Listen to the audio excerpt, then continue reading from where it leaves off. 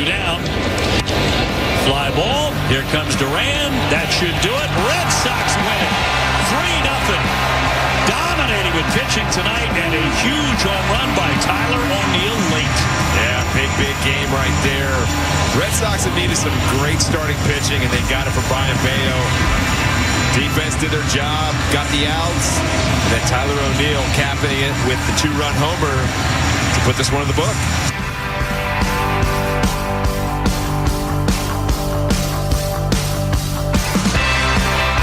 So here's a question I have for you. Before we get to the obligatory, do you still think the Red Sox are dead? Huh? Do you? Yes. Do you, Matt McCarthy? Shame. Down to 3. Down to 3 in the wild card race with the Minnesota Twins. That's where the Red Sox are. That's the obligatory. You still think they're done? And I'm not really even talking to you specifically, Matt, but I do mean for the listeners out there who thought they were done. Let me just say this. How many of these have you been through? How many of these have you been through over the years where you know it's not really over until the end? Now, look, if you're 8 back, fine, that's different. But look at the quality of the teams in front of you, specifically the Minnesota Twins. You have 3 games left with the Twins. You're 3 back. There are still 30 games to play. This is over, let alone if Brian Bayo pitches well down the stretch, how that could change the whole argument, which is what happened at Fenway Park last night. But that's where we're going to begin on the Baseball Hour, 617-779-0985. I do have another question. I'm loaded with questions. I have questions all the time. Are all wins created equal? No. Oh, of course not. Okay. So I don't think so either. I don't think all wins are created equal. And the standings are the same. But some you pay more attention to than others.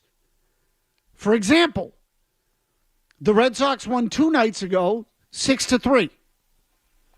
They won last night 3-0. Which game's more impressive? Oh, last night for sure. And why? Because of Brian Bayo and the way they won that game. Clutch hit in the 9th inning, but it all starts with Brian Bayo. So last night, as much as 3-0 was the final, was really a 1-0 game for the large majority of the night. Sure was. In fact, for a good chunk of it, it was 0-0. Then the Red Sox scratched out a run, and Brian Bayo made it stand up. So here is why I think a game like last night matters more to the potential long-term viability of the Red Sox. And I'm not telling you that they'll necessarily repeat it. I know they can win 6-3. I know they can win 7-5, 12-10, pick any score from the many games that they have won this year. They've won a crap ton of games in which they out-hit the opposition.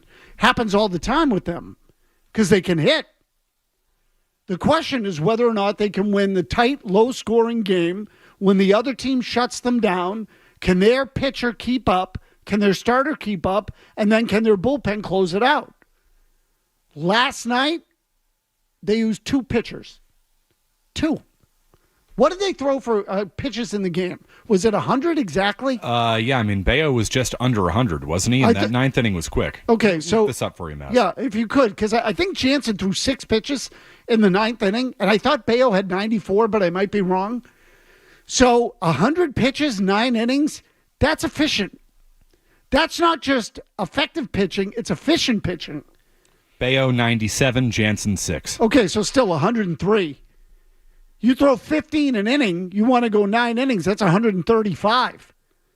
So you get yourself somewhere in that range of 103, you are working it. And he struck out 9, too, with 97 pitches. And Bayo was working it last night. Make no question about that. Or have no question about that. So 617-779-0985. I do think they're in it. I wasn't just blowing smoke up your ass. I think that the team is competitive. I think that, I said this 2 weeks ago, if Brian Bayo can get hot, and he was due, it changes the rotation a little bit. Let alone if Tanner Houck can continue to give them, let's just call it 6 innings. And the last one for Houck wasn't great. So I'm not telling you that's a guarantee. But if you've got, let's just call it, Pivetta, Houck, and Bayo pitching respectably, and one of them pitches well every turn through, it's enough. It's enough I'm not telling you you're winning the World Series with that, but over the final 30 games, it's enough to get you into the playoffs. So Bayo certainly was a story last night. We'll get to more of the particulars on him. Matt McCarthy will be alongside for the entirety of the program tonight, so thanks again to Matt for that. Last night, the Minnesota Twins lost, beaten by Chris Sale. So Chris Sale finally helping out the Red Sox in some capacity. First time in 5 years. Good for him. Albeit as a member of the Atlanta Braves. 6 years, actually. So he gave you a little bit of help last night. We'll get to him as well. Because there is something about the Sale story that absolutely drives me bananas, which we'll get to during the course of the show as well. 617-779-0985. But Matt, if you don't believe, why not? I think you're only as good as your next night starter. And I think you might find out why tonight. Cutter Crawford's really struggled. I don't think they have enough pitching to make the playoffs. What I saw last night from Brian Bayo is the best I've ever seen from him. I know you agree with that. He was outstanding. He was so good. If he gives you that for the rest of the season, sure. I mean, it might be a different story. I don't know if he will. He's been better since the beginning of July, and he has certainly improved on that, but I don't trust him yet, and I don't think you should trust him as a Red Sox fan. He's too inconsistent. He's got, listen, he's a young guy. He's got a lot of talent, and he showed you why last night. But counting on that to happen every 5 days, Mazz, and counting on Cutter Crawford to go out there the next night and give you more than he's given you since the All-Star break, I just don't believe in it. I don't. Now, we can make an argument that the Twins are starting, they've got some injury problems too. Joe Ryan's hurt. They're not playing great baseball right now. So, does that help the Red Sox? Yes. I still feel the same way that I felt really for the last month and certainly going back the last couple of weeks here, Mazz. I don't think they have the pitching to get there. I don't think they have the horses. Okay, so again, just a reminder to everybody, the Red Sox were 4.5 out on Monday morning. They then got swept in a doubleheader, which I'm going to call a doubleheader. Mm-hmm. It was a continuation of a suspended game in the first one, and then they played the real game at night. They lost them both. They were 5 out the next day. They're 3 out today. 3 out in basically 36 hours. 3 out, not even 36 hours. Tuesday night, Wednesday night, they win 2 games in what amounted to, let's call it, 26 hours. 3 out, from 5 to 3, just like that. That's why it's not over yet. And because the team in front of them probably can't put them away. They're not a good team either. So I'm under no illusion about what the Red Sox are, but there is no upper middle class in the American League this year. There's an upper class, the Yankees, the Orioles, and not in this order, but the Orioles, the Yankees, the Astros, that's probably it. And then there is a middle class, which I still would put the Royals in, although if there's anyone who's upper middle class in the American League, maybe it's Kansas City. But otherwise, everybody's in the same boat. After those top 3 teams, everyone else can beat everyone else. So to me, the Red Sox can get in. And I do think that would be fun. Oh, I think it'd be great. I mean, I do think that'd be fun, if for no other reason than to get the playoff experience for Bayo, Houck, Jarren Duran, Ceddanne Rafaela, Tristan Casas, go right up and down the roster. I still don't understand how that hurts. No, and you know what? Of course it's going to help them, Mazz, and we've talked about this. I think everybody realizes this with baseball now. It's become a, you just need to get in type of sport. You get in, who's to say what's going to happen? Particularly in a 3-game series to start things off. You've got a good manager. That's where somebody like Alex Cora maybe helps you win a game that maybe a steal or something from a theoretically better team. If you get in, all bets are off, Mazz. No doubt about it. I just don't know if they have the horses to get there. I don't think they do. Since you mentioned Alex Cora, just one other quick thing too. Before the 6-3 game the other night, Cora sent the team home on Monday night. Had them show up late at the ballpark, no early reporting, basically gave everybody the day off. Yep.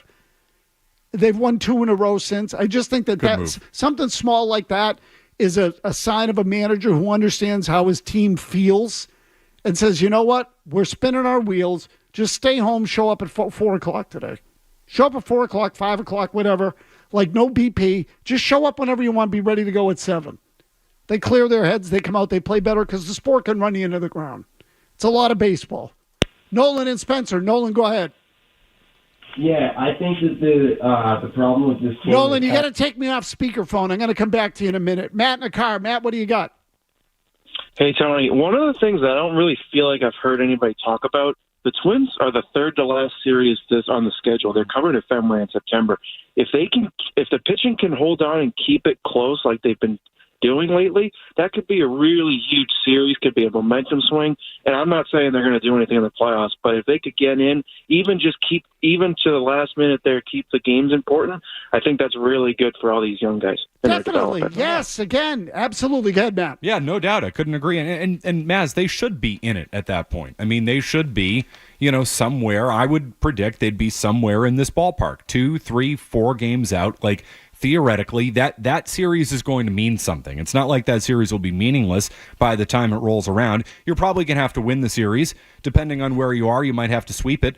But that series is absolutely going to mean something, and it'll be the first meaningful baseball played for the Red Sox in September at Fenway Park since, 2021? I mean, that effectively will be a playoff series. Yes, it will be. Nolan and Spencer, are you there? Nolan, are you on a speakerphone? I can switch over if you want. Yeah, it's horrible. What the hell was that? I gave you a chance. You got to get off the speakerphone. How does it get worse? Can I just tell you, Jimmy? I've said this before. Can you hear me? I'm not kidding. I find that to be so insulting. So insulting when someone is like on the other side of the room and wants to talk to you on a speakerphone. Like I yell at my son about this all the time. The other people in the room don't want to hear your conversation. I don't care if you're sitting in an empty swimming pool. Just pick up the phone, and for the purposes of the show, it sounds like crap. It sounds like garbage. Pick up the phone. Jesus. Oh, this really drives me bananas. I've hated that since the day we came on the air. Felger doesn't like the bad connection, the Bluetooth. I hate the speakerphone. Hate it. Brian Bayo's next on the Baseball Hour.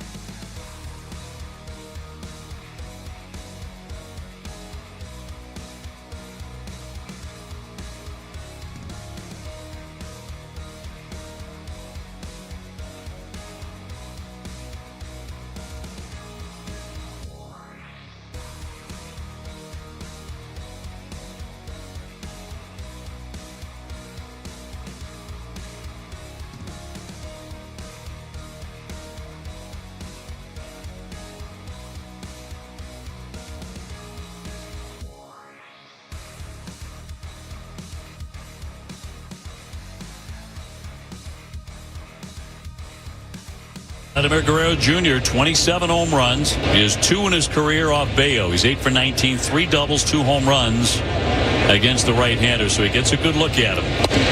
In there, strike 3, 97 to sit down Vlad Guerrero Jr. in their first encounter tonight.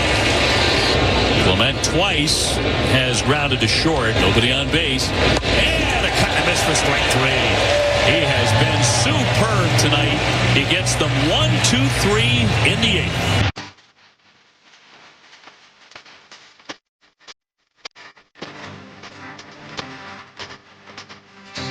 No question, Brian Bayo was the story last night. 8 innings, 2 hits, 1 walk, 9 strikeouts, no runs, obviously 0 earned runs.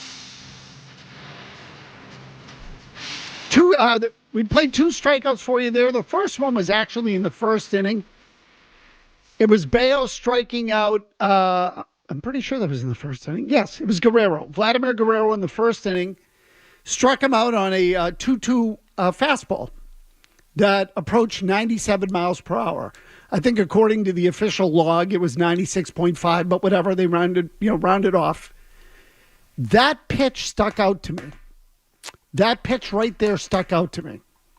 I'll explain why in a minute, but first I want to call for something Alex Cora said after the game. Jimmy, I actually put this at the top of you saw it, okay. So this is Cora post-game talking about Bayo. Go ahead. It's amazing. That was fun to watch. On the control, pitch by pitch, he didn't get ahead, right? The sinker was good. The four-seamer was great. Changeup, slider was outstanding. I mean, his best outing in the big leagues. Okay, so again, couple things here. One, Cora says he didn't get ahead. And he doesn't mean ahead in the count. He means he didn't get ahead of himself.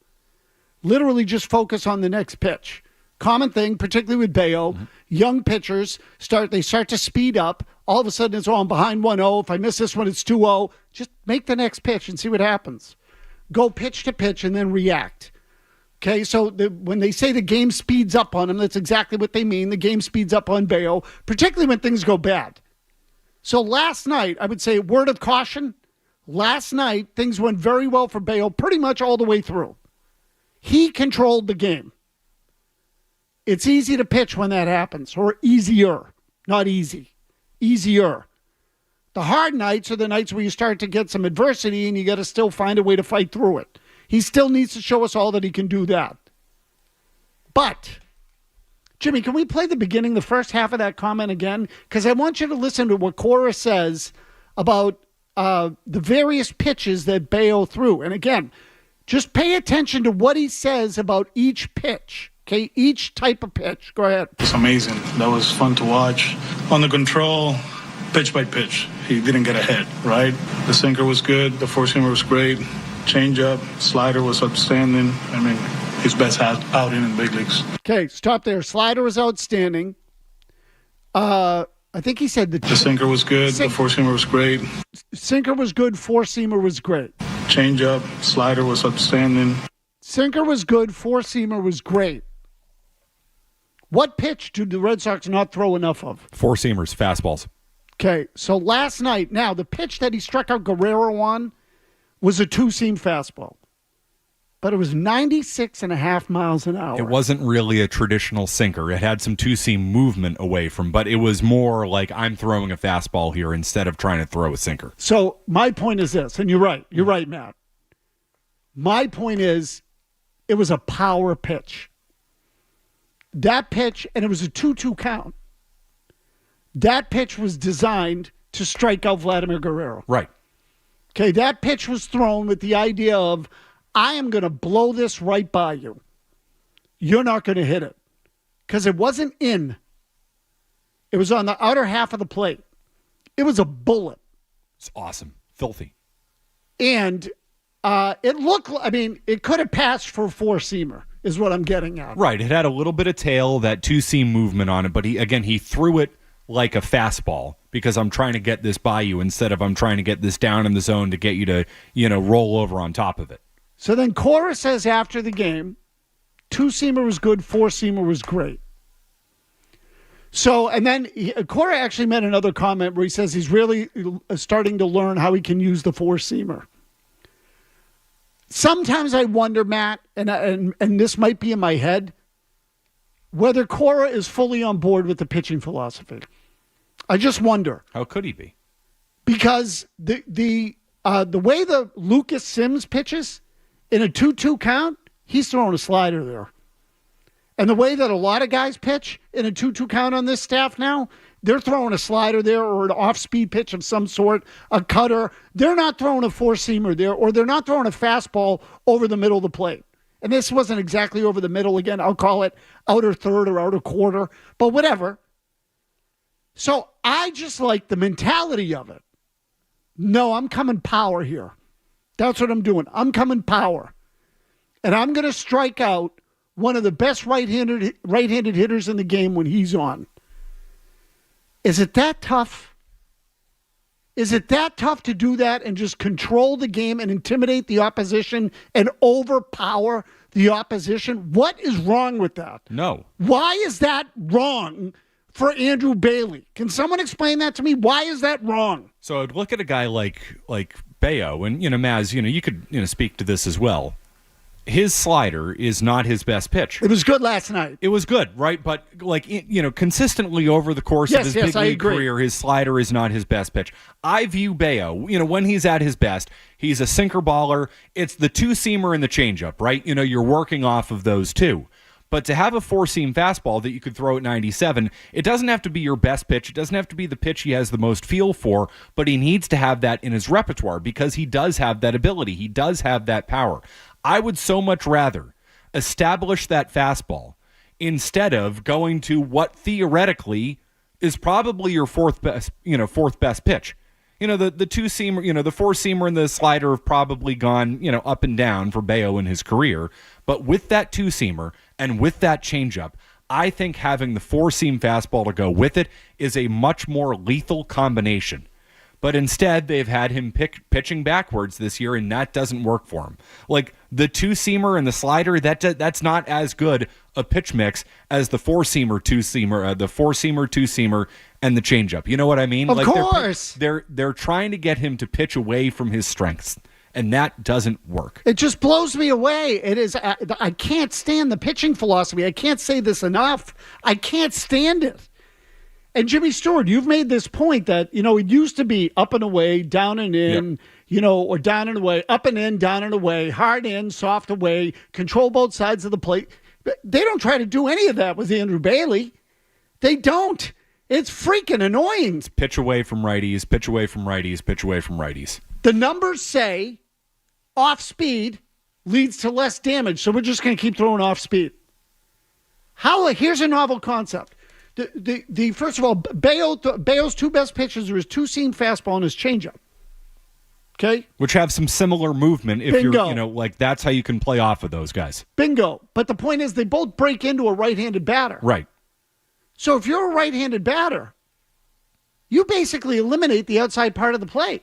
And you need the fastball to be able to go out there. Or the slider, which Bayo doesn't. Again, it's not his best pitch, so you'd rather go to the fastball there. I'd rather dot him up and away with the fastball and then go down and in with the two-seamer to get get weak contact, or the changeup to get swing and miss. So I just remember when whenever, years ago, okay? But I would ask guys, why do you throw this? Why do you throw that? And the whole idea was we can miss the bat in different ways. The four-seam fastball can miss above the barrel. The hitter can't catch up to it. You can blow it by him up in the strike zone. The point is, it makes the hitter defend the top of the strike zone. The off-speed stuff can make them defend either side and down. If you're not throwing one of them, the hitter can eliminate that. I don't have to worry about defending the upper part of the strike zone, or in the case of Bayo, the outer part of the strike zone, because he can't control his slider and he never throws his four-seamer. Okay, all I got to really do is look middle, down and in every single time. Now, his sinker is so freaking good and overpowering when it's on that you can't hit it even if you know it's coming and you're a right-handed batter. You'll hit a little dribbler. But this year he's been hit by right-handers. He's been hit by everybody, frankly, up until about a month ago. Maybe a little more than that. You want those stats on that, by the way? Since Sure. Brian Bayo started throwing his fastball. Yeah, go. I talked to Tyler Milliken about this. July 3rd, I forget who it was against, started throwing his four-seam fastball a lot more. Since that start, 11 starts since then, a 3.7 ERA. He's held opponents to a 241 batting average against. This month, you bring Jansen in, who's maybe a different catcher from the outside. He's got a 3 ERA this month. It hasn't been perfect, but it's been a hell of a lot better since he started working that fastball back in there. Now, some of it has to do with his mentality, too. There are a number of factors here with Bayo. But pitch mix, selection, coaching, that has a lot to do with it this year. It does. Definitely it does. Again, definitely make them defend the whole plate. This is like the most basic thing in the world. When think of pitching as offense. You're putting the hitter on the defensive. Jimmy, in football, the whole idea is to make the defense cover the whole field, right? Stretch the field. Stretch the strike zone. Do the same thing. Oh, the Red Sox pitching philosophy pisses me off. It's like the more I watch it, the more I look at it and say, look, I understand it. Guys have strengths and weaknesses. Bayo throws 97. Throw the effing four-seam fastball, will you? More than 7 times a game, too. I'm not telling you got to throw it all the time. Because his two-seamer's really, really good. Right. It's his third best pitch, but they've completely eliminated it because of a philosophy. Oh, God, it's so stupid. Just let's make the strike zone smaller for the hitter instead of bigger. It's ass backwards. I do want to get to your calls. Also, the Red Sox did get help last night from an old friend pitching for another team. We'll get to that next. Matt McCarthy's Get Your Headlines.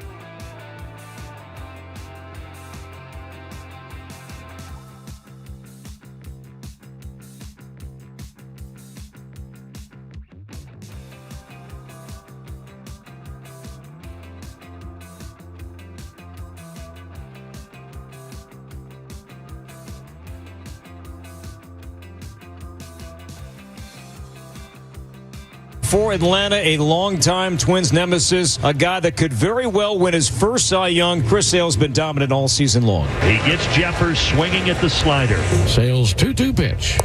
Check swing by Miranda. They appeal, and he bites the dust. Got him with a slider, and back-to-back strikeouts for Sale, and it's a 1-2-3 bottom of the first inning. Now he's got Martin where he wants him, and he sets him down. 9 up and 9 down by Sale. Castro 0-2, and he gets him 3 fastballs, 99, 99, and then 98 elevated. That's dominance right there. Oh, my gosh. That's right. Chris Sale beat the Twins last night. 5-1, I think, was the final of that game. But helped the Red Sox in the process. They're now 3 behind the Twins for that wild card spot. So all of you wanted Chris Sale to help out the Red Sox. He did so last night. And let me just tell you, this one, if you are one of the people that has asked me this question, don't take it personally when I criticize you. Okay? Because I've heard this from a lot of people. And usually people, most of the people who ask me this question when I encounter them are usually friends, and I like most of them. So this is no personal reflection on any of you. I, too, dislike some of my friends, Mazz. It's the way it is. Okay, but the question of, they never should have traded Sale goes right up my ass. Shouldn't they have kept Sale? Don't you rethink that? Nope. Because I don't think there was any chance that Chris Sale was going to pitch this way for the Red Sox. 0. 0.0 in my mind. And I'll tell you why. Chris Sale was hurt all the time, and the Red Sox weren't going to put the energy in investing for this current season. And so when they approached him about the idea of a trade, he did cartwheels. He was ready to get out. Send me someplace where it matters. I'm sure they worked with him on it. And maybe he has even said that. I haven't seen that. But I would be willing to bet they worked with him on it. We can make a deal. We think it's good for you. Yes, I'm in. He wanted it. He wanted out. Don't kid yourself on that. He wasn't going to repeat here what he has done in Atlanta. I am convinced of that. I think there was no shot of it. I couldn't agree more, Mazz. Felt the same way all year long. And honestly, they had to get rid of Chris Sale. Would Tanner Houck be doing what he's doing right now and what he's done all year if Chris Sale were here? Same thing for Cutter Crawford. He's really struggled since the All-Star break, but you know what I mean? Like, they had to almost get out of the shadow of Chris Sale so you could get away from the, Chris Sale's coming back type of thing, and, he'll lead us to the promised land, and he'll be our ace. Like, they had to, for a million reasons, break that cycle. They got the wrong guy for him, but they had to get rid of him. Okay, now, and that is sort of a different thing, right? Like, the return on the deal, I don't like it either. The fact that he was gone, none of us lamented it. None of us. So that one, I'm going to be fair to the Red Sox on, and frankly, fair to Sale. He was not going to pitch that way here. Would not have happened. Matt in Rhode Island. Go ahead, Matt. I think it's still, in all my years of being a Red Sox fan, I think the funniest moment was when Chaim Bloom was describing the bicycle accident with Chris Sale. But anyway, Mazz, you were saying about the upper echelon of the AL, which is, I agree upon, Houston, Yankees, and Baltimore. The Red Sox have gone on the road and won a series there in the second half of the season. But, and was watching last night, you just remember how great it is when a starter takes the ball for 8+ innings and how much it can possibly help the rest of the staff. Thanks. Yeah, so look, again, this is another thing. This gets into a bigger picture thing with baseball. Tell me, isn't that game way more enjoyable when you have a starting pitcher who goes out and is the marquee performer in the game? No doubt about it. Starting pitchers are the stars of baseball, Mazz. I've always felt that way. It's the old question. Hey, who's pitching tonight? Matt, hold the thought, because apparently there is some breaking. This is Breaking Sports News. Powered by Valvoline Instant Oil Change. On 98.5, the Sports Hub. Mike Garafolo and Ian Rappaport tweeting out a few minutes ago, the 49ers and wide receiver Brandon Ayuk have agreed to a 4-year, $120 million contract extension with $76 million in guarantees. Mazz, the saga is over. Brandon Ayuk back to the 49ers. $76 million guaranteed over the course of 4 years. Okay, again, breaking news. It's football news, but nonetheless, we are a sports radio station. Everything is relevant. That's big news. Been going on for a long time. Brandon Ayuk was out there on the market. Patriots had interest. The deal didn't get finished. Patriots pulled themselves out of the pursuit. Ayuk didn't want to come to Foxborough, et cetera, et cetera. Pittsburgh Steelers were involved. As it turns out, after all that, Brandon Ayuk is remaining with the San Francisco 49ers. So a significant piece of news in the NFL. Felt like it was headed that way over the last, couple of weeks, really, after the reports that the Niners had deals in place with multiple teams, including the Patriots. Those deals didn't get completed. I think we can safely say now that Ayuk was leveraging the Niners. They were leveraging him, and both sides wanted to get a deal done, which they have now done. As Matt McCarthy said, 4 years, $120 million, 76 guaranteed. Yep. Okay. That's a good chunk of change guaranteed. Patriots weren't coming close to 76 guaranteed. Not a chance. So Justin Jefferson got 88 guaranteed, I think, and CeeDee Lamb got 100, which is a whopper of a contract. But anyway, back to the baseball, and again, the Red Sox. What were we talking about most recently? Oh, Chris Sale. Yeah, and the importance of starting pitching. Yeah, Sale wasn't going to pitch this way here. I can guarantee you that. Cam's in Marlboro. Go ahead, Cam. I don't know if you guys caught Justin Verlander on Sunday Night Baseball the other night. They did an in-game interview with him. I just wanted to share a line that he shared that I thought was incredible. Sure. He said the feel has kind of gone out of the game. Coaches don't know about it. They don't talk about it anymore. All they talk about is how nasty your stuff is, how much you're spinning it, how fast you're throwing it. They don't talk about guys getting set up, locating it, stuff like that.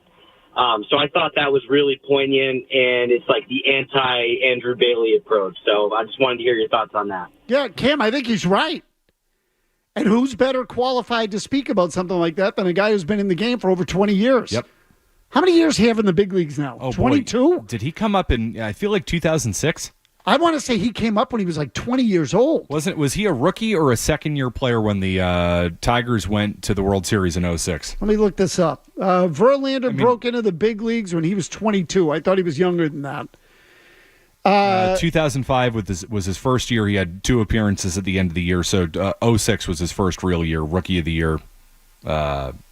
Yeah, so he's got 19 years in the big leagues. 19 years in the big leagues. A lot has changed over that period of time. And this idea of like, we're just going to go with the numbers. What the data tells us is that your slider doesn't get hit, so throw your slider all the time. Taking nothing into account with regard, as to when did you throw it? Did you set something up before it? What stage of the game was it? What was the count? Et cetera, et cetera. And some of that data they have. I'm overstating some of that. But your slider gets hit is your least hittable pitch. So throw it 60% of the time, like Lucas Sims. And then you know what happens? Jose Altuve waits on it. Sims inevitably hangs one, and Altuve belts it over the left field wall for a home run that helps you blow a 3-1 lead. So, again, if you become predictable, what's the point? Again, not to cross sports, but this is sort of like, if you're a good running team in the NFL, does that mean you can run on every play? No. I think that the baseball people have gotten dumber. Couldn't agree more. Agree more, Mazz. They've gotten dumber. And this is why Alex Cora is such an advantage for the Red Sox, because I think he's one of the few guys left in the game, Mazz, that does have a little bit of feel for it. And as I said earlier, if you do find a way to get into the playoffs, I don't think they're going there, but let's say they do get there, I think having Alex Cora as your manager in a 3-game series makes a difference. He has feel for the game. Doesn't mean he's a perfect manager. He makes mistakes, but he has more feel for the game than a lot of guys on the other side. And I think that still makes a difference, especially when nobody has feel for the game. Those are fascinating comments from Verlander. I couldn't agree more with them. I mean, the farther and farther we get down this path, and the Red Sox adhere to this philosophy, this is like a horrible thing to say. I think the guy's a clown. I do. I think he's a clown. I think he's just one of these guys that's reading the numbers and doesn't know what the hell he's doing. And he gets so caught up in his philosophy and his way of doing things. No feel for it. Again, you go by the numbers. And I don't know Andrew Bailey from a hole in the wall, but the philosophy is clownish. It's laughable. It completely eliminates what a hitter's tendency would be in the batter's box. Most hitters. Drew in Boston. Drew, go ahead. Hey, guys. So baseball players by nature are narcissists, okay? And I feel like Tristan Cassis is at the top 1% of that heap. And at what point does he become more of too much of a me guy versus a team guy, especially with a manager like Alex Cora, where the talent just is too much to overcome? Where I look at Jarren Duran, and he might have, some people off put, but he seems like he gets along with the team and the guys are in it for him, where Tristan Cassis, with the time in Worcester and the nails and the BDSM mask and all the weird stuff that is just so narcissistic to get attention on him, at what point does it wear too much on Cora and the team are like, look, this guy's just too much? Well, Drew, it's a good question. Here's what I would tell you. His act will work as long as he hits. Yep. So he absolutely, narcissist is an interesting word. I will say he's clearly someone who calls attention to himself. That gets really, really old. If he hits, you won't care. You won't care. And he can hit. Baseball is riddled, or has been riddled over the years, over the decades and centuries, with guys who are me guys. It is largely a me sport. It really is. The true team players in baseball, I don't want to say are few and far between, but they are relatively rare. Relatively. Because the game at the end of the day is about your at-bats, and there's nowhere to hide. The ball's hit to you. You either make the play or you don't. There's no blocking scheme. There's no pass pattern. There's no defense to read, per se. The hitter goes up and has to decipher the pitcher. You get the idea. So there's nowhere to hide. Your reputation's on the line, and as a result, you can be very protective of it, which is fine. But you have to produce. And the second you don't produce, nobody's going to put up with the antics. So the thing you should be most worried about with Casas is not the yoga and the outfield grass and the shorts and the shirtlessness and all of that. What you should be worried about is when he was in the minor leagues on a rehab assignment, they wanted him to come back, and it took longer than they wanted. That tells you that, no, I'm not even going to make a sacrifice for you. And that is something to keep an eye on, because that will wear on teammates. So, again, just something to consider. When we come back, we'll wrap it up. Matt McCarthy here. We'll get your final thoughts on the baseball hour.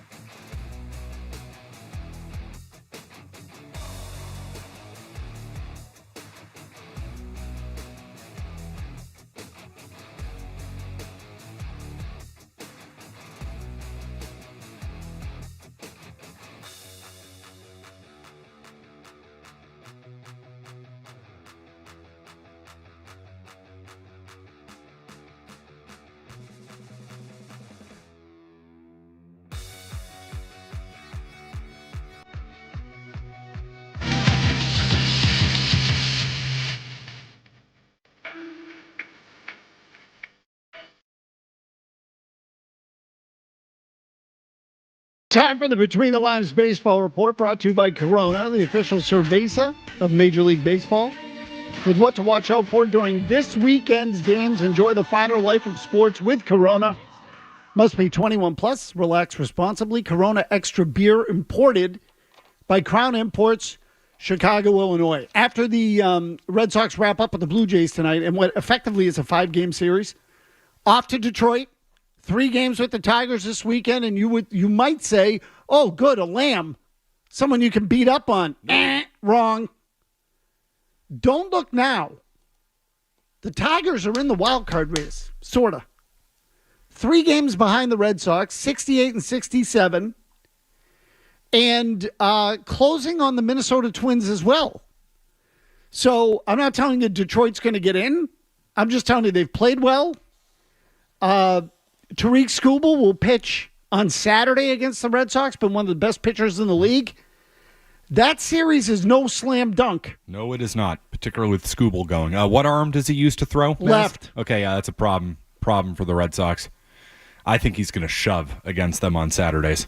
Most lefties do, but he will in particular. So it is something to keep an eye on. Again, the Red Sox have been vulnerable against left-handed pitching. Skubal's career numbers against the Red Sox are not good, but he has not pitched against them this season. The Red Sox badly need a right-handed bat in the middle of the lineup. And so you know what, Matt McCarthy? I am going to give you the same homework assignment I gave Jared Carabas last night. What if I already know my answer? You're not going to answer it now. Because for public consumption, I want the discussion to take place next week. Yeah, wait, actually, Mazz, can we have this discussion tomorrow? No. Oh, wait, no, it's another Friday night. So, tell you what, Mazz, why don't I answer your question tomorrow night when I'm doing 5 hours solo? Well, I have Milliken for the first hour. Can I answer your question then? No. When I'm grinding out 4 hours of solo radio on a Labor Day weekend? Can I do it then? Don't steal the take. Or don't steal the topic. For what it's worth, I've done this topic all year, which is why I know my answer. Okay, but I want you to have the same homework assignment, and I will have the discussion with you and Carabas next week on the baseball hour. You mean next Friday night? That we could do. Whoa. Actually. Can you believe that? Jimmy, you know why we have to do the Between the Lines report on Thursdays? Because it's the summer of Mazz. Mazz never works on Fridays. Because I'm not here on Fridays during the summer for the most part. So the question is this. The Red Sox need pitching. They have left-handed hitters coming out their ass. Really. Casas. And let me just say this. Devers is not tradable, so forget Devers. You're not going to trade Devers, and no one's going to take him with that contract anyway. Not that you want to, but that's that. The Dodgers would. And by the way, the same is true of Yoshida. Mm-hmm. If you want someone who is a front-end starter, okay, a front-end starter, you're going to have to trade someone from the group of, or multiples from the group of, Duran. Yes. Abreu. Yes. Casas. No. Yes. Marcelo Meyer. Yes. Yes. Roman Anthony. No. Kyle Teal. No. And I'm leaving one out. I thought there were 7 of them. Anyway, you get the idea. All of those prospects you have, all left-handed. You want a pitcher? Someone's got to go. Or a combination of players has to go. Put together a list and give me the order in which you would trade them. That's the exercise. Pick this up Do not next answer Friday. the question now. Matt McCarthy, thank you for joining. See you, Mass. Oh, sorry, Tony. Mark Tondero is replacing Joe Murray tonight. Is that correct? At least for tonight. Okay, so Mark Tondero's got you for the balance of the evening. Everybody.